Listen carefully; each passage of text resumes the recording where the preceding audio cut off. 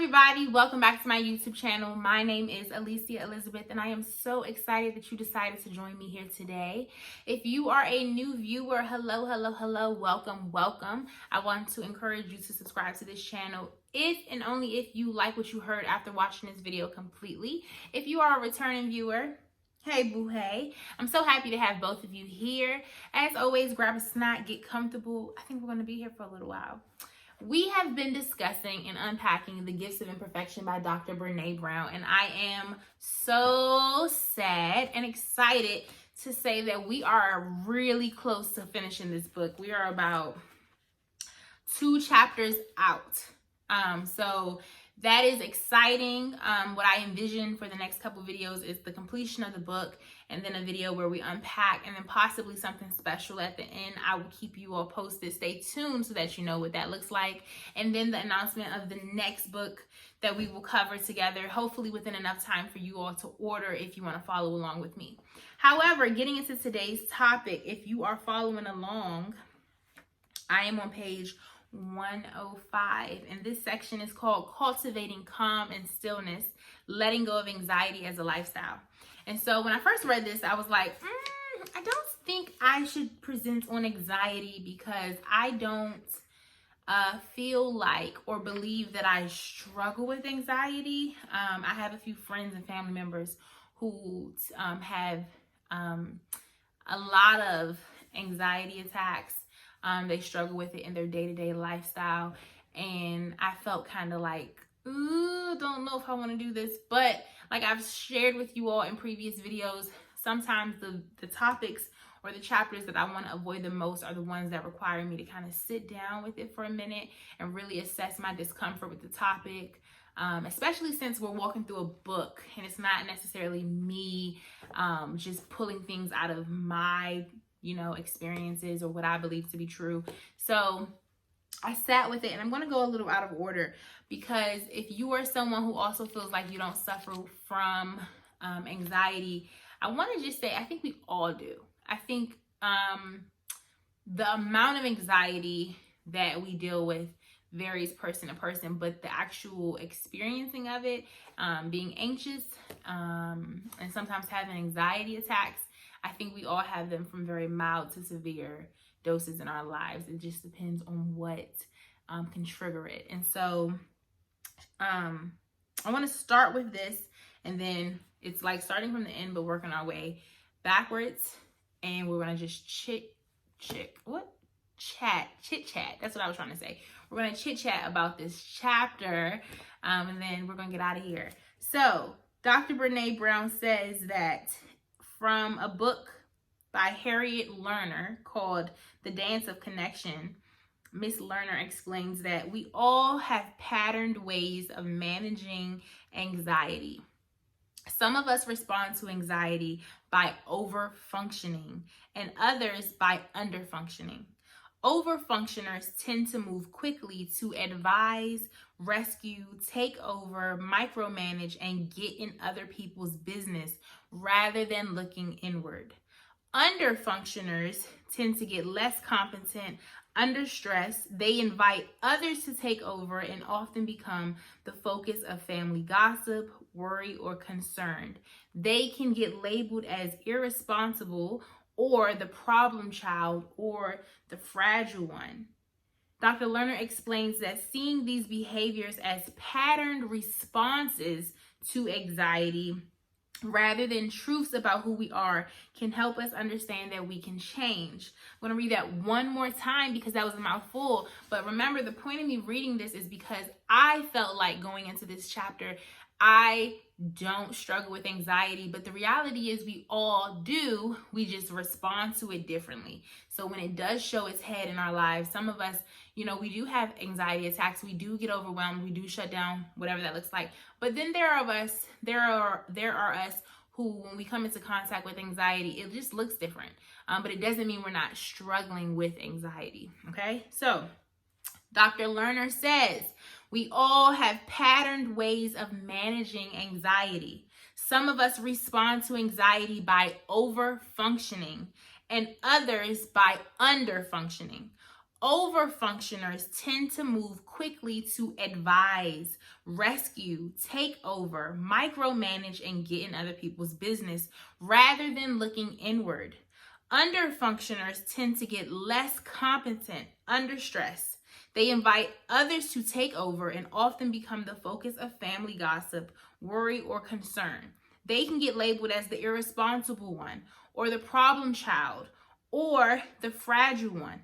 And Dr. Lerner explains that seeing these behaviors as pattern responses to anxiety rather than truths about who we are can help us understand that we can change. So in this section, Brene acknowledges that she struggles with anxiety. And during a counseling session, she was thinking, I need to figure out a way to work, like to be effective when having, high levels of anxiety. And the counselor didn't say anything. And then she's like, no, actually, I need to live a life where anxiety is not my norm. And so I want to talk about this because it's called Letting Go of Anxiety as a Lifestyle. And the two things, there are many solutions, but the two things that she suggests is being calm, or calmness, and stillness. And so I just want to read those two definitions and just chat, and then we're going to be out of here, okay? So Brene says, Brene talks about how she interviewed people who were living wholeheartedly, right? So we're bringing everything together. I'm sorry if this is a little scattered, but I want to make sure you walk away understanding that this applies to everyone. Brene talks about how she talked to people who were living wholeheartedly, right? And one thing she said that I loved is that they weren't anxiety-free people. So the point of this section is not for you to feel like in order to live wholeheartedly, you are going to be someone who does not have anxiety. Instead, she says, they were anxiety aware. She says they were committed to a way of living where anxiety was a reality, but not a lifestyle. They did this by cultivating calm and stillness in their lives and making these practices the norm. So whoever you are, wherever you are, regardless of where you fall on the radar of struggling with anxiety, I want you to take heed to these suggestions and hopefully try to implement them in your day-to-day lifestyle in hopes that it will allow you to be anxiety aware, but also not taking on anxiety as a lifestyle, okay? She says, I define calm as creating perspective and mindfulness while managing emotional reactivity. She says, when I think about calm people, I think about people who can bring perspective to complicated situations and feel their feelings without reacting to heightened emotions like fear and anger. So, when I first read this, I'm like, oh, bet, like I'm a very calm person. But then I had to really sit down and ask myself, are you a calm person? And so before I break this down, I want you to pause this video. I want you to, if you have your journal, I want you to really ask yourself, am I a calm person? Y'all, my answer was no. I am not completely calm according to the definition that Brene has created. But here's why. It's not that I struggle with creating perspective and mindfulness. It's the managing emotional reactivity that gets me, okay? So, you know me. I said, what is emotional reactivity? Like, let's put a definition to this. Emotional reactivity is that you have an uncontrollable reaction to stimulus. Instead of being able to respond to an event, your emotions may spring forth with intensity, okay? And then it goes on to say that emotional reactivity often takes you out of your comfort zone and you might feel victimized by your intense feeling. I am embarrassed to admit that I can be the most perspective exploring person in the world, but when certain things are triggering for me or they don't settle well with me, my initial response is like, and I absolutely understand feeling victimized by the feelings that you're having. Like I was tickled to put a word to this behavior or even this process, but it made me want to practice this more, trying to be calm and actually assessing when something is happening. Okay, Alicia, are you getting to a place where you're asking yourself certain questions to perspective check this space? Okay, so Again, calm is creating perspective and mindfulness while managing emotional reactivity. A lot of us do one or the other, right? But to be able to do both is phenomenal, okay? So yeah, I realized that I'm not a calm person according to this definition, and that when things cause me to be stressed or experience any level of anxiety, I need to slow down, ask myself questions about what I'm feeling, the experiences that I'm having, and also make sure that I'm not responding to the stimulus, which is whatever's going on, impulsively. Okay? The next thing she says, before I go into stillness, she says, for me, breathing is the best place to start. Taking a breath before I respond allows me to slow down and immediately start spreading calm. Sometimes I actually think to myself, I'm dying to freak out here. Do I have enough information to freak out? Will freaking out help me? The answer is always no. So those aren't the questions I would ask myself, but depending on where you fall in your level of anxiety, according to what's happening, you should ask yourself things like, do I have enough information to be anxious, right? Do I have answers to the things that I'm assuming or worried about?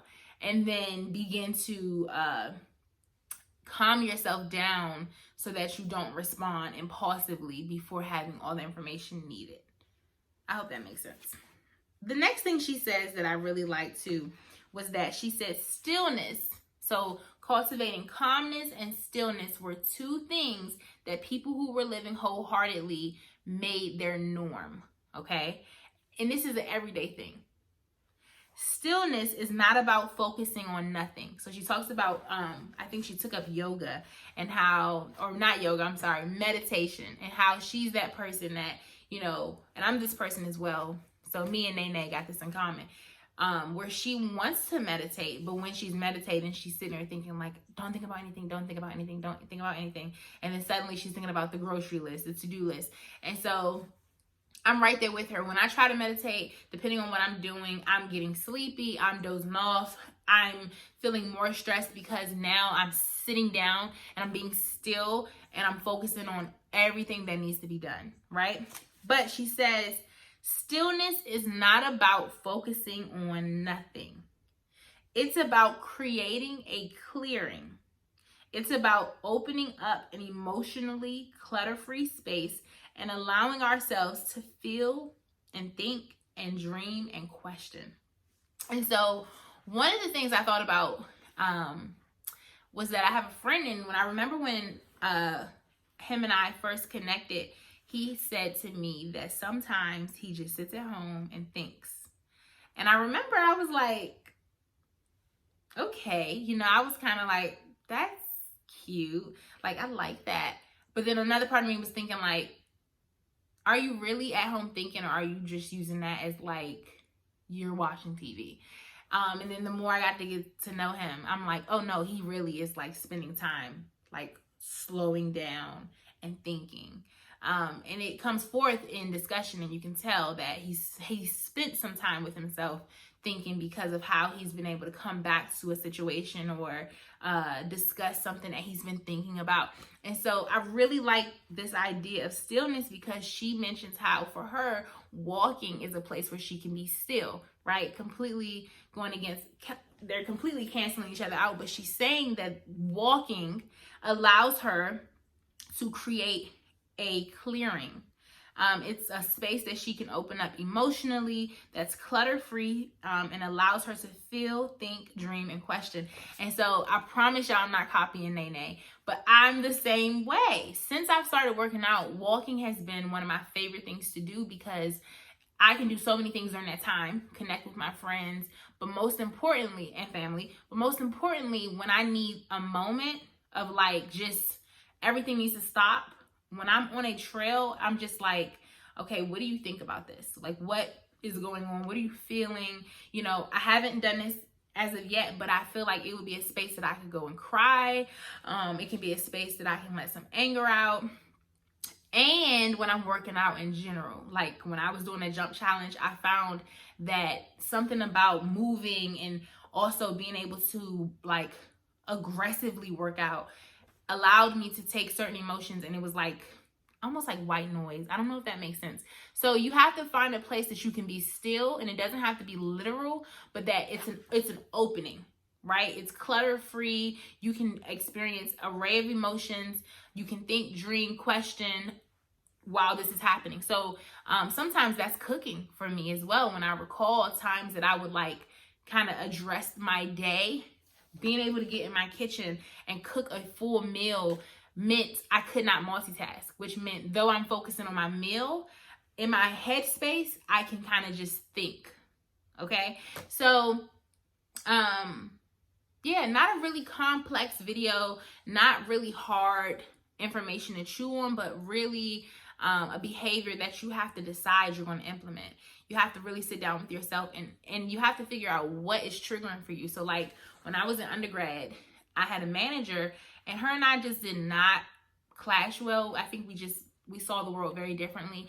And whenever she wanted to talk to me, whenever she wanted to talk to me, I could feel my anxiety picking up, right? And so I share this to say that like sometimes we may not have an ongoing, it may not be an anxious feeling every day that some people experience. Sometimes it could be like just when I'm at work, or just when I have my coaching sessions with my supervisor, or just when I have to speak with my pastors, or just when I'm about to talk to someone I don't get along with. Like, what do we do to make sure that this isn't a lifestyle, that this isn't our norm, being able to operate in these anxious moments? How do we combat that? How do we respond to that? And so being able to be intentional about, I'm going to be calm. I'm going to go through those steps of questions so that I can cultivate calmness in my behavior.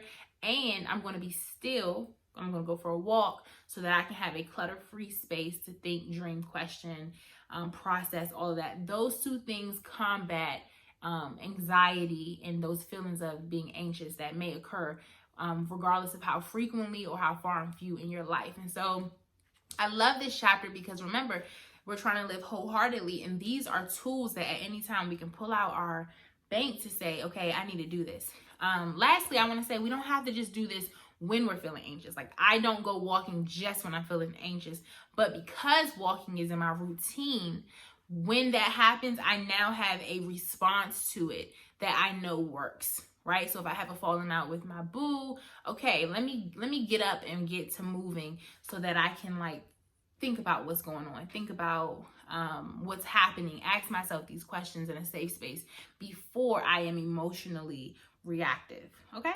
So very simple video, nice quick tips. I just want to say thank you for watching. Thank you for sharing these videos. Thank you for engaging with me during this time with the content. Thank you for being vulnerable.